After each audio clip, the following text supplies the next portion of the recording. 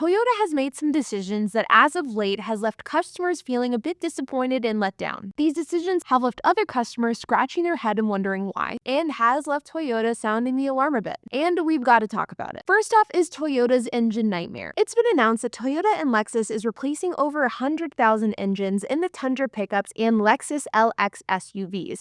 And according to Toyota, there is a possibility that certain machining debris may not have been cleared from the engine when it was produced. In the impacted vehicles, this can lead to potential engine knocking, engine rough running, engine no start, and/or loss of motive power. A loss of motive power while driving at higher speeds can increase the risk of a crash. And while this specific engine replacement that we're talking about today is relative to the Tundra and the Lexus LX, there have also been some reports of transmission problems being reported on the newly redesigned Toyota Tacoma. And this has come at a really bad time because in recent years, Toyota has been updating their entire lineup. And as a result, some of their most iconic vehicles have gotten refreshes like the Toyota Land Cruiser, Toyota 4Runner, and Toyota Tacoma, with many of these newer vehicles coming with a controversial four-cylinder motor, which have left many customers worried about potential long-term issues as well as a decline in long-term reliability. The engine issues with the Tundra and the Lexus LX, as well as possible major issues brewing with the Tacoma, not only is this extremely costly for Toyota, with the Tundra and LX engine rebuilds estimated to cost about $500 million, but this also puts a bad taste in consumers' mouth, leaving would-be Toyota buyers wondering if the tried-and-true Toyota reliability may be a thing of the past.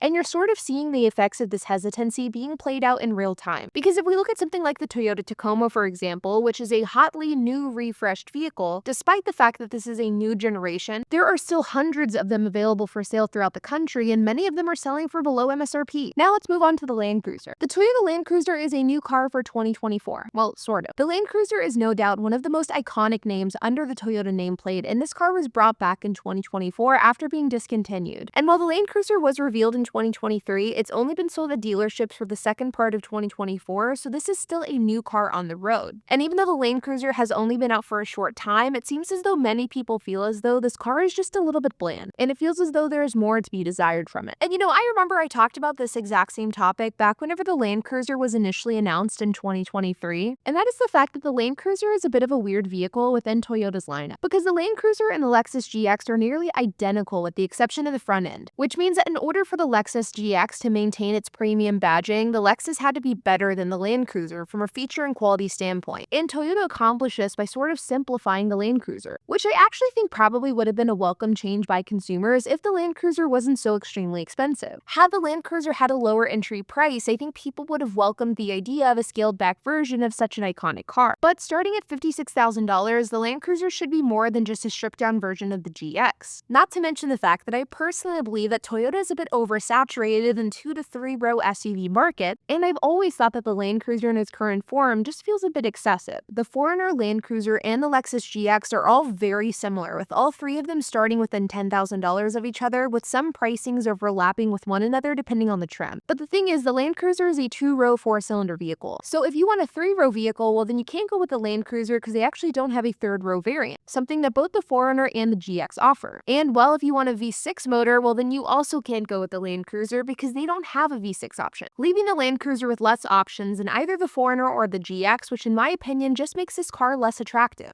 And it looks as though consumers are feeling this way as well, because despite the fact that many people believe that this car would be selling for above MSRP for a very long time, there are thousands of them sitting on dealership lots unsold. And granted, this does consist of 2025 and 2024 models, but many of them are selling for below MSRP, which is crazy. I think the point here is that Toyota has too many SUVs in the $55,000 to $65,000 price point, and I think the lackluster response for the Land Cruiser really drives this point home. But truthfully, I think Toyota's main problem is a problem that many automakers are currently having, and I also think it's the main reason why we're seeing Tacomas, Land Cruiser, and I think soon 4Runners piling up on dealership lots. And truthfully, I don't think that this has anything to do with engine problems, lackluster interiors, or an oversaturation of certain types of vehicles either. Sure, these things absolutely don't help, but I don't believe that they are actually what's deterring customers from buying. Because because I think that has to do with the price. Toyotas have gotten extremely expensive. And truthfully, I believe that Toyota has really begun to bite the hand that feeds them. As I mentioned earlier, over the last couple of years, Toyota has been refreshing virtually all of their models, and with these vehicle refreshes have come price increases. Across the board, Toyota has been raising their prices, and just last week, we got some new pricing information regarding the 6th Gen 2025 Toyota 4Runner. Earlier this year, Toyota announced the new 6th generation 4Runner, and while this is a highly anticipated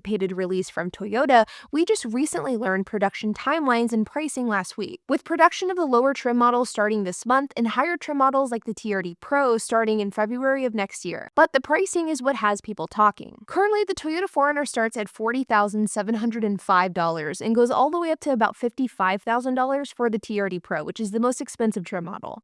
The new 6th generation starts at $42,220, which is a modest $1,500 increase or 3.7% from their current year model, which is honestly pretty good if you ask me. But as we head into their more premium models, the price increase becomes more and more. The current 4Runner Limited currently starts at about $50,000. The new 2025 Limited will start at $56,000, which is a $6,000 increase or 12%. And the TRD Pro currently starts at $55,170, with the new 6th generation starting at $68,350, an increase of $13,180 or an astronomical 24%. That is insane. And I think that this is a really big issue for Toyota because the engine recall in and of itself isn't terrible. It's definitely not good, but we have seen it from other automakers. Declining quality, of course, not good, but again, this is an unfortunate trend that we're seeing in the car market as a whole. And a weird and somewhat oversaturated lineup, truthfully, this is probably some of the least of Toyota's problems. But all of this paired with higher than ever prices, it's just not a good look. And I really think that this puts Toyota in a bad spot because the people who once swore by Toyota are now having a harder time justifying a Toyota because of reliability concerns, and many of them cannot even afford Toyota because of the extremely high price point. And I predict that we will continue to see this play out in 2025. The Land Cruiser was hotter than ever for like 2 months after its release, and now there are thousands of them available for under MSRP. The Tacoma has the same story.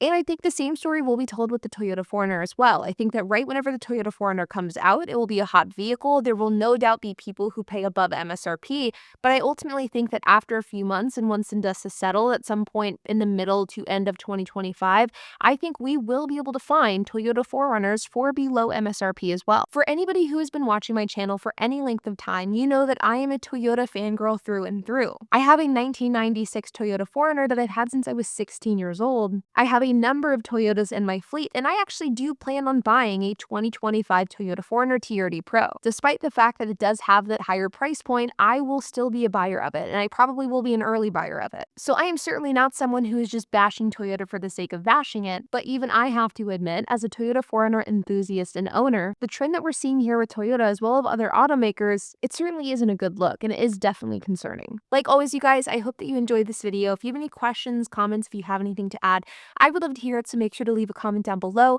And while you guys are at it, make sure to hit the like button, hit that subscribe button, and hit the notification bell, and I will see you guys in the next video.